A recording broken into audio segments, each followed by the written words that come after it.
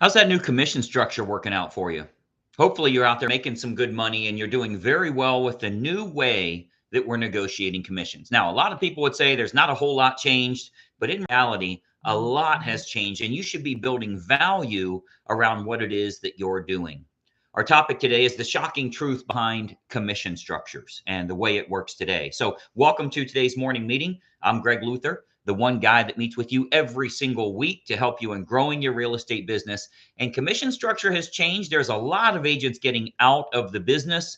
As we're doing this YouTube live here today, there are hundreds of thousands of agents that are deciding not to renew their license. So I wanted to talk a little bit about commission structure and what's important for you, because I think it's really cleaning out the commodity agent. I think one of the big benefits for us here is we're able to get rid of the totally replaceable real estate agent, the agent that thinks everybody's the same, that thinks someone else charges 2%, so they should charge 2%. They don't see a difference in agents. And when you ask them why they're better, they start saying silly things like, I care about your business. I'm a good negotiator. Communication's important to me. All of the things that everyone would say, that literally means you're a commodity replaceable by anybody else that's out there. Now, the fact is that the lawsuit that happened, the new rulings on how things need to be negotiated, a lot of the jokes that created, it's actually made the business worse rather than better, if you ask me. But you know who actually thought that there was a standard commission? You know who thought there was a fixed commission? It wasn't the realtors. It was the clients. It was the buyers and sellers, right? Oh, I thought everybody charged this, or I would never pay more than this. I've always paid 5%. I would never pay more than 5%. I thought it was negotiable. What you have an assumption as to what is normal and customary. The general public had more of an assumption than we did. So I think that was a big issue to begin with, that, we were conspiring to set certain fees. Hell, we're trying to get whatever we can get in most cases, because it always has been negotiable. So with the new structure that we have here, you can earn more and you can deserve more. I think that's one of the important points here is commissions are negotiable. Keep in mind, negotiate means you can go up or down. It doesn't mean now you can negotiate commissions down. I think the haters on the internet thought that's the case. Oh, now we have permission to negotiate. Well, we do too. We're allowed to negotiate too. That's always been the case. But yes, I'm glad you brought it up to the forefront. Let me show you a value stack as to why I'm better than everybody else out there. I really think in the long haul, we can do a lot more to make the business better. So I wanted to talk a little bit about why that is and how you make that happen. But I think it's so important to note that, if, let's say, their brother is willing to list a home at 2%, if we're talking one side of the equation. My brother's a licensed agent. He'll list the home at 2%. Okay. Well, let me show you why I'm a better option and I charge more. Do you have a good value stack for that? Do you have a good value stack for, I'm sorry, that's what he charges, but here's what I charge and why it's better? You're not allowed to say, I'm a good negotiator. I know the area like the back of my hand. I'm a native here. I grew up here. I'm with the top producing brokerage. All the crap that if they interviewed 10 agents, every one of those 10 is going to say that. What really makes you stand out? What does your value stack really look like? And I want you to kind of think through that so that you are um, offering the value that you should. Again, negotiating means up and down. There's no question about it. You are negotiating both ways. But when we have agents that are getting, all combined, they're getting 7% and 8% and sometimes even more. You always have the agents that are struggling saying, oh, that's just greedy. That's unfair. That's not, you should offer everything you do for every single client because that's how you best represent. Okay, let me show you what we do. You know what those agents say? Oh, I would never do that. Nobody could afford to do that. You can't spend $3,700 with a mailing list broker, and then you got to send the mail with a target marketing approach to go to the most opportune buyer. No agent really does. That's why we get more. That's why we earn more. See, I thought you said we were being greedy. I thought you said we weren't worth that. What's going to happen is those bottom feeders, those scraping the bottom of the barrel and barely getting by, I can guarantee you they're not going to make it in this industry. This is going to be a value stack business. So, a couple of things. I wrote down some notes here I wanted to point out to you. The goal of the lawsuit wasn't to represent the sellers or to bring commissions down. That wasn't the goal. The goal of the lawsuit was not to represent the sellers. The goal of the lawsuit was not to bring commissions down.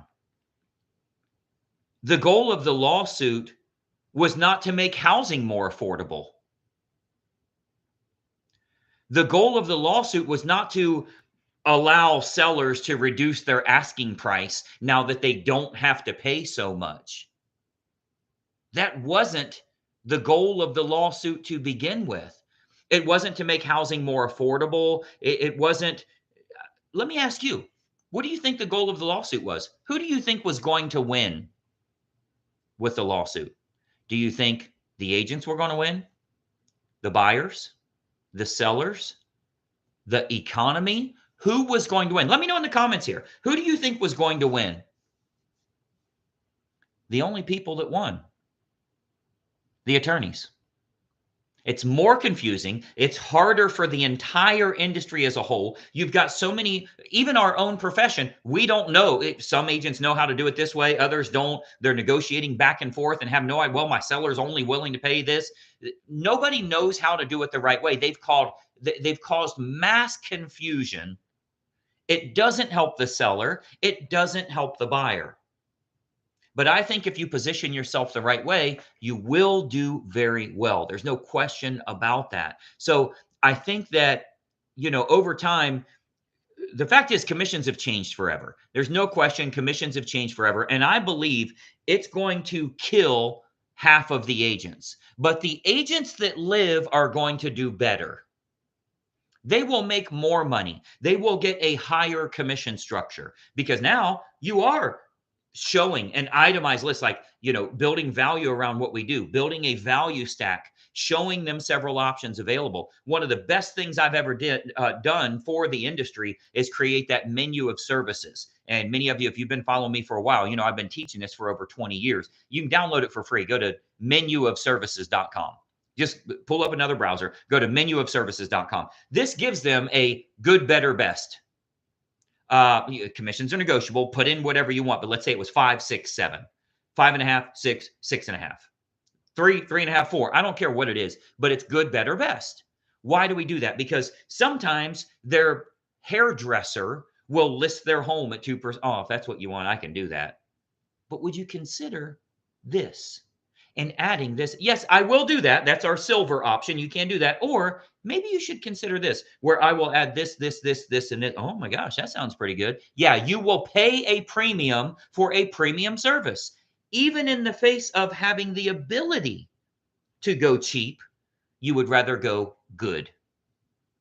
And I think that's one of the big things that the menu of services has always worked well. And I've got videos of me teaching this 20 years ago. This was way back when we had, you guys remember flip cameras? It wasn't a phone. It was just a flip camera, and you click the button, the little USB thing popped out and you could plug it into your computer. That's how long ago we were recording, how we were building a value stack around that. And it's why the sellers back then, when it was all combined, they could do 5, 6, or 7. And they're like, oh, I didn't realize my brother's only going to do all that stuff. I didn't realize my hairdresser is only going to do all this stuff. I want this option with this and this and this and this and this. And they choose to pay a premium. It's not like we screwed them. They had the option of going cheap. They didn't want cheap. There are some people that want to buy a Mercedes or a BMW or a Cadillac or a Rolls Royce, even though Kia has cars that are buy one, get one free. They're like 20 grand and you can get 2 of them. If you buy one, you get the other one half. They don't care about that. Cost is only a factor in the absence of value. I want you to write that down. Cost is only a factor in the absence of value. And keep in mind, yacht brokers, we've heard forever, yacht brokers are going to be out of the business and the internet's going to take over and AI is going to replace everything and all that. They're getting 10% commissions on deals that are bigger than our houses. Yachts cost more than $500,000. And they're getting 10% commissions and continuously go up and have premiums upwards of 15 to 17% in many cases. Sometimes more, I'm sure, but I'm not that familiar with it. But how is that? You hate to say standard, but damn, you can't get it cheaper than that. I wouldn't say it's standard. I would say it's minimum. And it goes up from there when we say that it's negotiable. But you've heard of them being replaced. The internet's going to replace them. The various websites are going to replace them. The apps are going to replace them. The peer-to-peer, the AI, the boat trader magazine, all of these things, that's all going to replace them. No, it doesn't. It assists you in doing a better job. There's a lot of tools you have available now that you didn't have before. I actually wrote a couple down because this business evolves. You don't have to worry about AI taking over real estate and some certain company trying to turn you into a zilter, all of those things. You don't have to worry about that. I want you to think back. If you've been licensed for a long time, like I have, I sold real estate in the late 1900s and beyond. That's how old I am. By the way, the late 1900s. Isn't that fun? That was a quarter of a century ago. That's how long ago it was. But I want you to think about how even listing a home has evolved, how we sign with a client and give them copies. Look how much that has changed. It used to be sign all this here. Okay, I'll go back to the office and I'm going to mail you copies so you have copies of everything you signed. Well, then it was, hey, we got this little fax machine. If you have a fax machine at your house, when I get back to the office, I can fax you copies. Right? Then it was, hey, I have these 2-part carbonless. Press hard, 2 copies. I get the white, you get the yellow copy. You remember those days? And then it was, hey, you can sign digitally. You can just use this fake pen. It's called a stylus. You can just use this stylus right here, and you can sign digitally. And then it was, accept these terms here that says when you type your name, that's legally binding. And that digital signature, the DocuSign, the things that we have now where they can track the IP address when it was done, they've accepted the terms and conditions. Look how much this has changed. We didn't get replaced by DocuSign.